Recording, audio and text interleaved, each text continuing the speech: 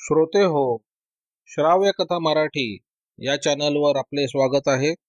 श्रोते हो, आपण जर अद्यापी श्राव्य कथा मराठी या चॅनलला सबस्क्राईब केलं नसेल तर लगेच सबस्क्राईब करा, लाईक करा, शेअर करा आणि बेल आयकॉनवर क्लिक करायला विसरू नका.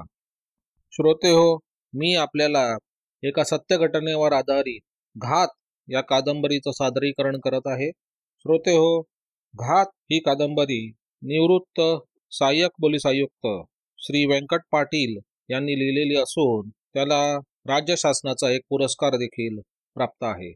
श्रोते हो, घात या कादंबरीचा पुढील भाग. पालसाहेब जे काही सांगत होते ते ठाकूरशेठ लक्षपूर्वक ऐकत होते. एक पोलीस अधिकारी म्हणून काम करत असताना कायद्याच्या चौकटीत राहून काम करताना पोलिसांना कशी तारेवरची कसरत करावी लागते याचा विचार करत होते. बानेसाहेब ठाकूर शेठना आवाज देत म्हणाले, शेठ, आपण आता असं करूया, तानाजी आणि काशेबाला जाऊ द्या भिवंडीला, त्याच्याबरोबर एक पोलीस देतो. येथील भिवंडीत शेवंताला शोधून तोपर्यंत तासभर आपण बसूया इथंच. ठाकूर शेठना साहेबांची सूचना पटली. ते म्हणाले, काय हरकत नाही, द्या पाठवून त्यांना. तेवढ्यात हरिभाऊ म्हणाले, मी इथं थांबून काय करणार, मी पण जातो त्यांच्याबरोबर गाडीतून. ठाकूर शेठनी त्यांना ठीक आहे, या जाऊन तुम्ही पुढे, असं म्हणत जाण्यास अनुमती दिली. मग तानाजी, काशाबा, हरिभाऊ आणि खवलदार असे भिवंडीला शेवंताचा शोध घेण्यासाठी निघाले. दुपारचे 4 वाजत आले होते. रस्त्यावर तुरळक वाहतूक सुरळीत सुरू झाली होती.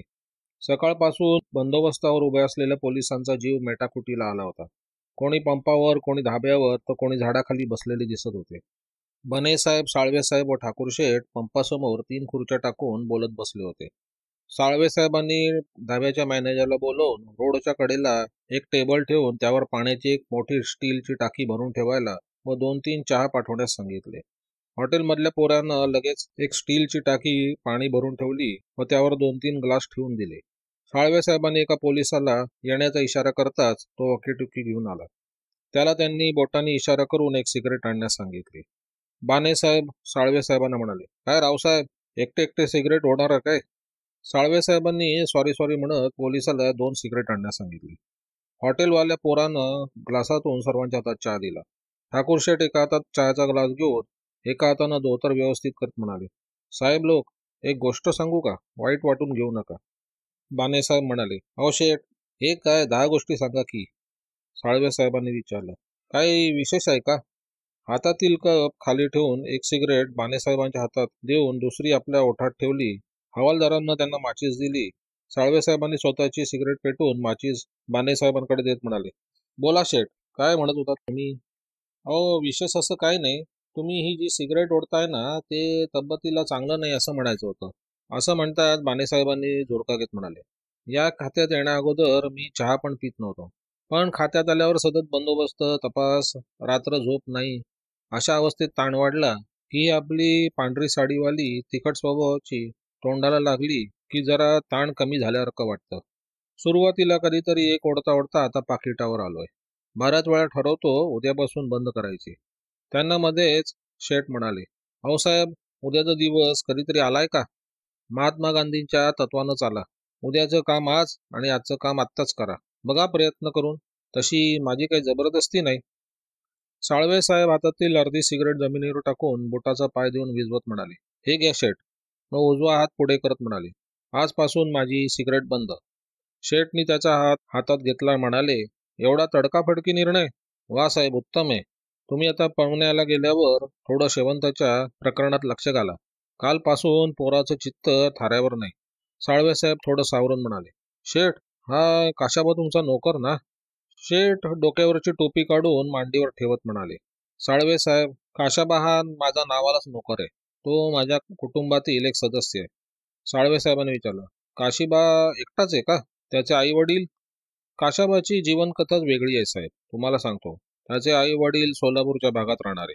काशीनाथचे वडील जीवाजी लबडे सोलापूरच्या हातमागावर काम करायचे. साधारण 25-30 वर्षे झाली असतील. ज्या हातमागावर काम करत होते त्या मालकानं हातमाग बंद केले. मग तो कामधंदा सोडण्यासाठी भिवंडीत आला.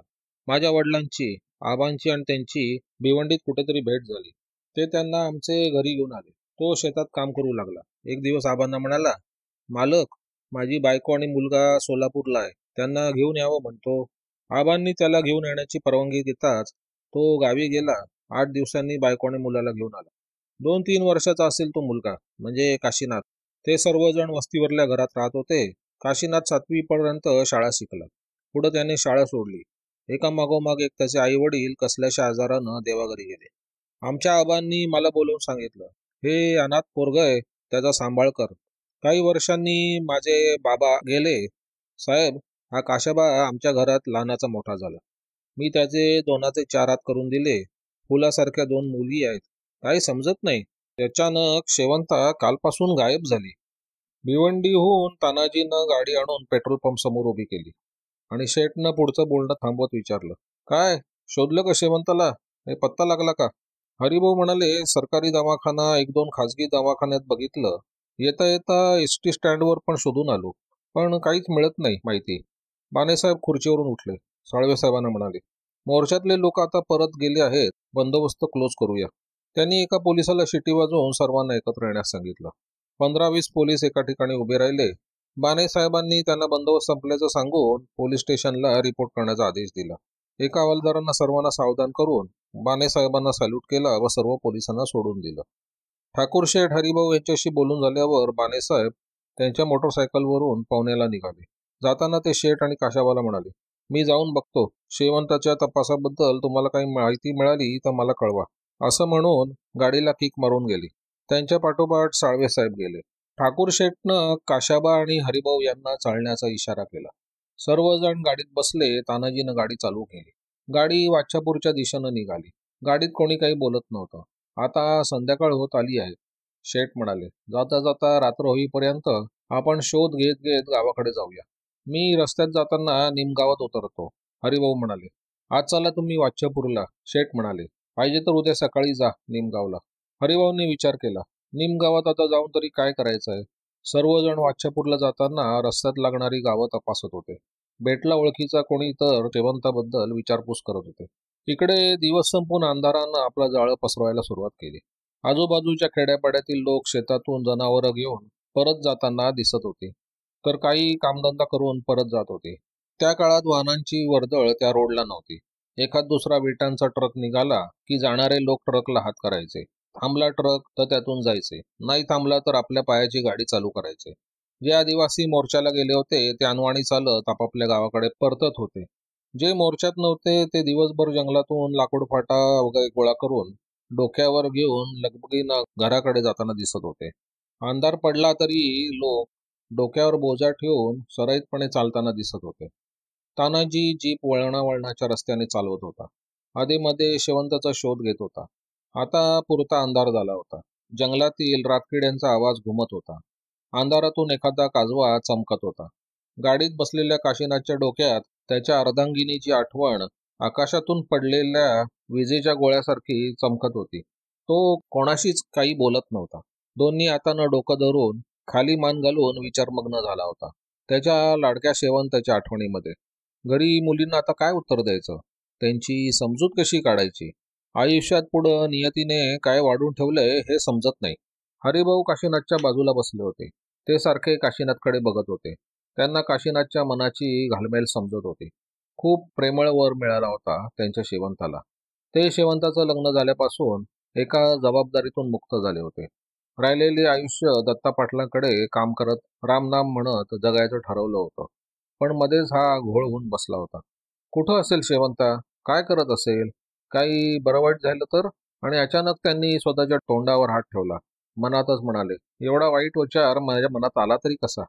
जीप थांबल्याचा एक धक्का बसला आणि ते त्यांच्या विचारातून बाहेर आले. गाडी ठाकूरशेठच्या घराजवळ थांबली होती. सर्वजण खाली उतरले. काशीनाथच्या दोन्ही मुली तानाजीच्या मुलाबरोबर खेळत होत्या.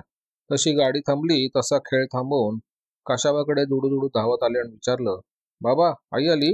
कुठे गेली होती? खाऊ आणला? आमचा फ्रॉक आणला? असे अनेक प्रश्न आणि फक्त प्रश्नच. त्यातल्या एकाही प्रश्नाचं काशीनाथकडे उत्तर नव्हतं. हरिभाऊ पुढे झाले. दोन्ही नातींना उचलून घेतलं व म्हणाले, बाळांनो, आज तुम्ही काय काय खेळलात ते सांगा बरं. त्यावर मुली काहीच बोलल्या नाहीत.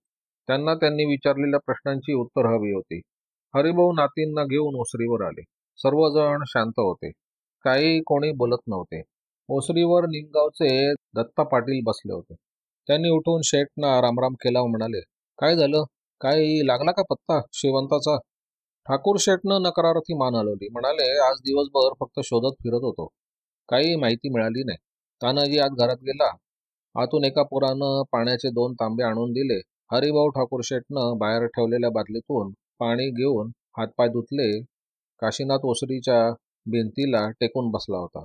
दोन्ही मुली त्याच्या मांडीवर बसून त्याला काहीतरी सांगत होत्या. काशीनाथ दोघींच्या डोकीवर हात फिरवत त्यांना म्हणाला, जावा आत जाऊन खेळा. त्याचा आवाज आता खोलखोल गेला होता. आजारातून उठलेल्या माणसासारखी त्याची अवस्था झाली होती. कालपासून त्यानं अंगावरचे कपडे सुद्धा बदलले नव्हते. मालकीणबाई बाहेर आल्या. दोन्ही मुलींना त्याच्या मांडीवरून बाजूला घेत म्हणाल्या, आशाबा उठ, हातपाय धुवून घे. तू असा गप्प गप्प राहिला तर पोरींना काय सांगणार? उठ. काशीनाथनं उठून हातपाय धुतले. तो ओसरीवर बसला.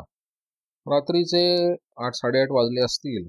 मालकीणबाईंनी मुलींना आत जायला सांगितलं, पण त्या दोघींनी मालकीणबाईंकडे एकच भुणभुण लावली होती. आई कुठे आहे?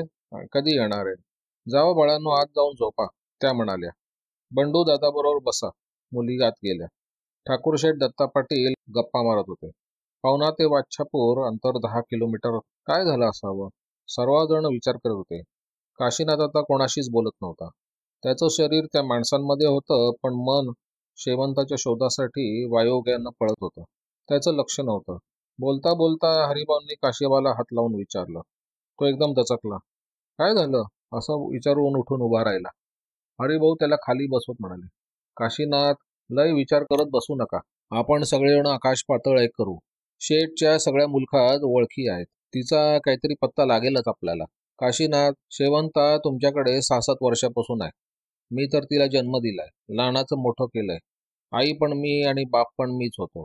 माझ्या मनाची अवस्था काय झाली ते मी तुम्हाला काय सांगू शकत नाही. दत्ता पाटील हरिभाऊंना थांबवत म्हणाले, हरिभाऊ, आम्ही समजतो तुमचं दुःख, पण ही वेळ नाही दुःख करण्याची. आपण सर्वजण शोधू. माने साहेबांनी त्यांच्या सगळ्या स्टाफला आदेश दिलाय. काही काळजी करू नका. तानाजी बाहेर आला. सर्वांना जेवणासाठी चला म्हणाले. सर्वजण उठले. हात धुवून जेवणाची पंगत सुरू झाली. शेठच्या घरात माणसं जास्त होती. सर्वजण जेवून उठले. सर्वांबरोबर काशीनाथनं 2 घास खाल्ले. तो कितीतरी वर्षानंतर शेवंताला सोडून जेवत होता. त्याला एक एक क्षण आठवू लागला.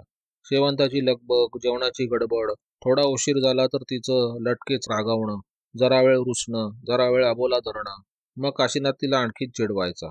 मग थोडा वेळ काशीनाथ बाहेर येऊन गोठ्यात किंवा घराचे मागे लपून बसायचा. शेवंत बघायची कुठे आहे स्वारी ती. तो जनावरांच्या गोठ्यातून चोरून शेवंताला बघायचा. तिची नजर काशीनाथला शोधायची. तिची तगमग झालेली बघून काशीनाथ खुश व्हायचा. मग हळूच येऊन तिला घाबरवायचा आणि म्हणायचा, कशी गंमत केली आज. ती बळेच रागवायची. मग काशीनाथ स्वतःचे कान पकडत म्हणाला, आणि सरकार, चूक झाली, माफ करा. एकदा ती त्याला म्हणाली होती, आता तुम्हाला किती छळायचे ते छळून घ्या, मात्र मी एकदा रुसली आणि लपून राहिली ना तर तुम्हाला सापडायची नाही. ते ऐकून काशीनाथनं झटका बसल्यासारखं तिच्या तोंडावर हात ठेवून तिला मिठीत घेत म्हणाला, असं कधी बोलायचं पण नाही ना. किती वेळ वाट बघायची लावायची माणसाने, ती म्हणायची. त्यानंतर त्याचं रुसणं फुगणं काही सेकंदातच थांबायचं आणि पुन्हा 2 जीव एक होऊन जेवणाचा आनंद मनमुराद लुटायचे. काशीनाथ तिला मिठीत घेत म्हणायचा, शेवंता, तुला सांगू का, ही रात कधीच संपू नये. चांदणं असंच राहावं. या चंद्राच्या उजेडात आपण सतत असंच पडून राहावं असंच वाटतंय बघ. मग शेवंता त्याची मिठी सोडवत म्हणायची, अजून रात बाकी आहे. आधी जेवून घ्या. मग दोघंजण गप्पा मारत जेवण करत. काशीनाथला हे सगळं आठवत होतं. दत्ता पाटील ठाकूर शेठना म्हणाले, आम्ही आता निघतो. दुपारीच आलो होतो. तुम्ही घरात नाही म्हणून तुमची वाट बघत होतो. शेठ, मी पण जातो यांच्याबरोबर, हरिभाऊ म्हणाले. थोडा वेळ विचार करून शेठ म्हणाले, ठीक आहे, आता जावा. मग दत्ता पाटलांकडे बघत, हरिभाऊंना 2 दिवस द्या पाठवून. शेवंताला शोधायला मदत होईल. दत्ता पाटील, ठीक आहे, देतो पाठवून असं म्हणत जाण्यासाठी उठले. ते तानाजीकडे बघत म्हणाले, आमच्या मंडळींना सांगा निघायचंय. काशीनाथ आत गेला. नंतर मालकीणबाई आणि दत्ता पाटलांची मंडळी बाहेर आल्या. काशीनाथला समजावून सांगून ते सर्वजण निमगावला निघून गेले. जीप रोडला लागली आणि दुसऱ्या बाजूनं पाटील, कोतवाल आणि यात्रा कमिटीचे 4-5 सदस्य आले. पोलीस पाटलांनी आणि त्यांच्याबरोबर लोकांनी शेठला रामराम घातला. त्यांना रामराम करून, या मंडळी बसा असं म्हणत शेठ ओसरीवरून बाहेर अंगणात आले. काशीनाथनं मोठी ताडपत्री अंगणात टाकली. त्यावर सर्वजण बसले. पोलीस पाटलांनी ठाकूरशेठ आणि काशीनाथकडे शेवंताबद्दल विचारपूस केली. सर्वांनाच ती एक धक्कादायक बातमी होती. सर्व गावात शेवंताबद्दल चर्चा चालू होती. जो तो हळहळ व्यक्त करत होता. शेवंताचं अचानक नाहीसं होणं नाही म्हटलं तरी गावात चिंतेचं वातावरण झालं होतं. यापूर्वी असं कधी गावात किंवा त्या पंचक्रोशीत घडलं नव्हतं. कधी कधी वाचापूर गावात बाहेरच्या दरोडेखोरांनी चोरी करण्याचा प्रयत्न केला होता. ठाकूरशेठकडे लायसन्सची डबल बोअरची बंदूक होती. त्यांना 1-2 बार टाकल्यापासून पुन्हा काही त्या चोरांचं धाडस झालं नव्हतं. मंडळीच्या गप्पा सुरू होत्या. मध्येच काशाबा शेठनं म्हणाले, मी जातो वस्तीवर, सकाळी लवकर येतो. शेठनं त्याला सकाळी लवकर ये असं सांगितलं. काशाबा घरातील कंदील आणि कोपऱ्यातील काठी ठेवून वस्तीवर गेला. अंगणात आलेली मंडळी यात्रेबद्दल चर्चा करणार असल्यानं काशीनाथला त्यात घेणं देणं नव्हतं. शेवंताच्या नाहीसं होण्यानंच त्याचा कशातच रस राहिला नव्हता. त्याची अर्धांगिनी हरवल्यामुळे त्याला एक बाजू नसल्यासारखं वाटत होतं. तो वस्तीवर जायला निघाला. त्याच्या पाठमोऱ्या आकृतीकडे बघत शेठ म्हणाले, फार गुणवान पोरगा आहे. त्याला बाई पण चांगल्या गुणाची मिळाली होती. दोघं सुखानं संसार करत होते. कोणाची नजर लागली असेल काय माहीत. पाटील जरा सावरून बसत म्हणाले, शेठ, तुम्हाला एक सांगू का? दिवसमान फार वाईट आल्यासारखं वाटतंय. या कलियुगात कली फार मातत चाललाय आणि सरळ साध्या माणसाचं काहीच राहिलं नाही असं दिसतंय. कोणाला दोष देऊन काय उपयोग? शेठ म्हणाले, या पोराच्या नशिबातच विधात्यानं सुख लिहून ठेवलंय की नाही, की फक्त समस्यांचा डोंगरच त्याच्या पुढे दिसतोय. सर्व बसलेल्या मंडळींनी हळहळ व्यक्त केली. एका दोघांनी बोलायचं म्हणून सहानुभूती दाखवली. ठाकूरशेठ म्हणाले, बोला, आता आपण विषय सुरू करूया. कमिटीच्या सदस्यांपैकी एक जण म्हणाला, वर्गणी जमा करायला सुरुवात केली आहे. आतापर्यंत 4-1 हजार रुपये जमा झालेत. लोक काही ना काहीतरी कारण सांगून आज देतो उद्या देतो अशी टोलवाटोलवी करत आहेत. माझे नेहमीप्रमाणे 1100 रुपये लिहा. शेठ म्हणाले. पोलीस पाटलांनी 501 रुपये जाहीर केले. त्याच्या मागोमाग एका सदस्याने आपापल्या ऐपतीप्रमाणे कोणी 100 कोणी 251 असे जाहीर केले. शेठना माहीत होतं, त्यांनी वर्गणी जाहीर केली की बाकीचे सगळे देऊन मोकळे होतात. बसल्या बसल्या मीटिंगमध्ये 2-2.5 हजार रुपये जमा झाले. हनुमान जयंतीला नेहमीप्रमाणे पालखी, नंतर भजन, दुसऱ्या दिवशी कुस्त्या, तिसऱ्या दिवशी बैलगाडीची शर्यत असा कार्यक्रम नक्की करून मंडळी जाण्यासाठी उठली. शेठ सर्वांना उद्देशून म्हणाले, तुम्ही लोक ज्या ज्या वेळी बाहेर जाता किंवा पडगा भिवंडीला जाता तेव्हा शेवंताबद्दल माहिती काढा. तेवढंच पोलिसांना मदत होईल. आणि एक पाटील, आठवलं एक, पोलीस स्टेशनला एक अर्ज तयार करून ठेवा. कार्यक्रमाची परवानगी घ्या. बानेसाहेबांना भेटून 1-2 पोलीस द्या म्हणावं राऊंडला. आज मी या गडबडीत सांगायचं विसरून गेलो. तेवढं काम करा. होय शेठ, मी सर्व करतो. तुम्ही काय पण काळजी करू नका, पाटील म्हणाले. नमस्कार करून मंडळी आपापल्या घराकडे रवाना झाली. शेठ तानाजीला आवाज देऊन शतरंजी काढायला सांगून ओसरीवर आले. तानाजीनं अंगणातली सतरंजीची घडी करून सतरंजी घेऊन निघाला. जाताना शेठना म्हणाला, बरीच रात झाली आता, तुम्ही पण झोपा. सकाळी मी आणि काशीबा जातो शेवंताच्या शोधाला. शेठ ओसरीवर आले. अंगातला शर्ट काढून खुंटीला अडकवून पलंगावर बसले. बाजूला तांब्यातील 2 घोट पाणी पिऊन त्यांनी तांब्या टिपायावर ठेवला. बाजूला ठेवलेली कंदिलाची वाट बारीक करण्यासाठी कंदिलाला हात लावत असताना आतून बाहेर ओसरीवर मालकीणबाई आल्यामुळे शेठनं कंदिलाकडे नेलेला हात मागं घेत विचारलं, तुम्ही अजून झोपला नाहीत? मालकीणबाई ओसरीला भिंतीला टेकून बसत म्हणाल्या, अहो कशी काय झोप येते? सकाळपासून तुम्ही दिवसभर बाहेर. पोरीचा शोध काय लागत नाही. सकाळपासून दोन्ही पोरींनी घर डोक्यावर घेतलंय. त्यांची समजूत काढता काढता नाकी दम आलाय. तुम्ही गेला होता पाहुण्याला, काय झालं? त्यांचा आवाज दुखरा वाटत होता. आतून कोणत्याही क्षणी पुणका बाहेर येईल असं त्यांना वाटत होतं. त्यांनी आवंडा आतल्यात गिळला. एका हातानं साडीच्या पदरानं डोळे पुसले. शेठना समजत होतं, तिला खूप त्रास होतोय ते. आज अख्खा दिवस पाहुणा भिवंडी सगळं पालथं घातलं. ते म्हणाले, पण काही म्हणून शेवंताची माहिती मिळत नाही. तुम्ही एक काम करा, काशाबाच्या दोन्ही पोरींना ठेवा इथंच आपल्या घरात. तानाजीच्या पोरी बरोबर राहिल्या म्हणजे 1-2 दिवसात त्या विसरतील हळूहळू. मालकीणबाईंनी होकारार्थी मान हलवून म्हणाल्या, असं कसं काय झालं असेल? कुठं गेली असेल पोरगी? कोणी दुश्मन नाही, चोरीसाठी केलं असेल म्हणाल तर अंगावर अर्धा गुंज सोन्याचं मंगळसूत्र आणि कानात 2 फुलं. त्या थांबल्या. त्यांनी एक दीर्घ श्वास घेतला. त्यांच्या आवाजात काळजी वाटत होती. उठा, जावा, आता झोपा. बघू आता आपण सकाळी काय करायचं ते, शेठ म्हणाले. मालकीणबाई उठून आत गेल्या. शेठ कंदिलाची वाट बारीक करून अंथरुणावर आडवे झाले. त्यांनी दोन्ही हात जोडून देवाचं नाव घेतलं. बराच वेळ त्यांना झोप येत नव्हती. या झालेल्या प्रसंगाबद्दल सतत डोकीत विचार सुरू होते. हे कसं काय घडलं असावं? त्यांनी या भागात जन्मापासून अनेक पावसाळे बघितले होते. कुठेही काही घटना घडली, काही अनुचित प्रकार घडला तर ते सर्व ठिकाणी आघाडीवर असायचे. गावात काही बनगाड झाली तर पहिल्यांदा ठाकूरशेठ हस्तक्षेप करून प्रकरण गावातल्या गावात सामोपचाराने मिटवत होते. त्यांच्या शब्दाला तशी गावात आणि शासन दरबारी किंमत होती. एक वजन होतं. विचार करून त्यांचं डोकं दुखायला लागलं. तांब्यातलं पाणी पिऊन ते पुन्हा आडवे झाले. काशीनाथ हातातील कंदील घेऊन गावातून निघाला. सवयीप्रमाणे त्याची पावलं वस्तीच्या दिशेने चालत होती. त्याचं मन मात्र चौकूर उधळलेल्या घोड्यासारखं शेवंताचा शोध घेण्यासाठी पंचक्रोशीत धावत होतं. त्याला माहीत असलेला नसलेला धागा धुंडाळून काढत होता, पण त्याला त्याची शेवंता मिळत नव्हती. तो वस्तीवर कधी पोचला हे त्याचं त्याला समजलं नाही. वस्तीवर घराच्या बाहेर कोणीतरी झोपलेलं दिसत होतं. तो थोडा दचकला. कोण आहे म्हणून आवाज दिला. तसा यशवंत उठून बसत म्हणाला, काशीबा, किती उशीर केलास? काशाबा कंदील खाली ठेवून दरवाजाचं कुलूप काढून घरात गेला. कंदील एका खुंटीला अडकवला. रात्रीचे 11 वाजून गेले होते. गेले 2 दिवस वणवण करून त्याचे पाय थकले होते. 2 दिवस झोप नव्हती. डोळे तारवटले होते. काशाबाच्या मागोमाग यशवंत आत आला.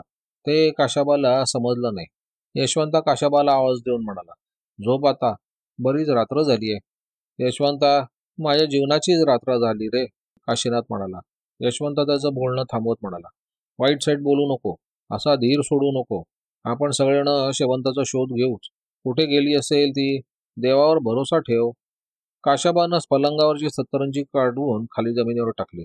सतरंजीवर झोपत तो यशवंताला म्हणाला, झोप तू पण इथंच. यशवंतानं बाहेर जाऊन त्याचं अंथरूण काढून घरात काशाबाच्या शेजारी टाकलं. दरवाजा बंद करून दोघेजण घरात झोपले. यशवंताचा अंथरुणावर पडल्या पडल्या डोळ्या लागला. काशीनाथ डोळे उघडे ठेवून घराच्या आड्याकडे नजर लावून शांत पडून होता. कितीतरी वर्षानंतर तो एकाकी पडला होता. त्याला शेवंताच्या संगतीत घालवलेला एक एक क्षण आठवत होता. बराच वेळ तो जागा होता. शरीर थकलेलं असल्याने 2-4 घटका त्याला झोप लागली. सकाळी यशवंत आणि काशाबा दोघेही उठले. यशवंत त्याला म्हणाला, तू घरातलं आवरून घे, तोपर्यंत मी गोठ्यात जनावरांचं आवरून घेतो. असं म्हणून तो बाहेर गेला. काशीनाथनं अंथरूण काढलं. आता पूर्ण उजाडलं होतं. 2 दिवसात काशीनाथनं घराकडे बघितलं नव्हतं. घरात झाडलोट केली नव्हती की देवापुढे दिवाबत्ती केली नव्हती. घरात कामं करणारीच घरात नव्हती, त्यामुळे घराला घरपण राहिलं नव्हतं. तो बाहेरच्या खोलीतून आत गेला. काल धुवून ठेवलेली भांडी मोरीजवळ तशीच होती. मोरीच्या बाजूला दोरीवर शेवंतानं काल अंघोळ केल्यानंतर साडी परकर धुवून सुकत टाकलेल्या जागेवर तसाच होता. चुलीच्या बाजूला शेवंतानं व्यवस्थित रचून ठेवलेलं जळण तसंच पडलं होतं. तिनं जाताना चुलीतील राख काढून चूल स्वच्छ करून ठेवली होती. घराचं ते रूप काशीनाथला काय करावं ते कळेना. जीवनाची वाट सुरू झाली आणि कुठं घेऊन जाणार हे फक्त नियाची तिच्या हातात होतं. त्यानं दोरीवरील कपडे काढून एका कपाटात ठेवले. आंघोळ केली. कपडे जमेल तसे धुतले. लग्न होऊन शेवंता घरात येण्यापूर्वी तोही कामं स्वतः करत होता. पण गेल्या 7-8 वर्षापासून शेवंतानं अशी कामं करू दिली नव्हती. शेवंताबरोबर घालवलेला एक एक क्षण तो आठवत होता. लग्न होऊन दोघांनी गावातल्या जुन्या घरात नवीन संसार केला. त्याच्या पहिल्या दिवशी काशीनाथ नेहमीप्रमाणे स्वतःचे कपडे धुवू लागला. शेवंताच्या ही गोष्ट लक्षात आल्याबरोबर हातातलं काम सोडून तिनं मोरीत जाऊन त्यांच्या हातातले कपडे काढून घेतले. त्याला सांगितलं, बायकांची कामं बायकांनी करावी, पुरुषांनी नाही करू. माझं आयुष्य असंच गेलं, कष्ट करून मेहनत करणं हेच या काशीनाथला माहीत. उठा, बाहेर या, ती म्हणाली. आणि तो कळसूत्री बाहुलीप्रमाणे बाहेर आला. तिच्या या बोलण्यात अधिकार दिसत नव्हता, तर तिचं त्याच्याबद्दलचं प्रेम होतं. तो उठून बाहेर आला. तिच्याकडे एकटक बघू लागला. ती त्याच्या डोळ्याला डोळे भिडवून बघत होती. त्यांच्या डोळ्यात तिला ते प्रेम, आपुलकी दिसत होती. पुन्हा मात्र त्यानं कधी कपडे धुण्यासाठी हात लावला नव्हता. तो अंघोळ करून बाहेर आला. देवासमोर दिवापत्ती लावली. अगदी मनोभावे देवाला प्रार्थना करत म्हणाला, हे परमेश्वरा, एवढा निष्ठुर होऊ नकोस. काही चुकी झाली असेल तर शिक्षा कर. मी ती आनंदाने भोगेन. पण माझी शेवंता लवकर घरी येऊ दे. काशीनाथ देवासमोरून उठला. कोणाच्या तरी बोलण्याच्या आवाजानं तो बाहेर आला. ओसरीवर यशवंता, जानू, कलीबाई बोलत उभे होते. कलीनं बघितलं. काशाबा आजारी माणसासारखा दिसत होता. जानू म्हणाला, काशाबा बस, कलीनं चहा आणलाय, चल आपण घेऊया. मग सर्वांनी चहा घेतला. काशाबा यशवंता, जनू आणि कलीबाई यांना शेतातल्या कामाबद्दल सांगून तो गावाकडं शेठच्या घरी गेला.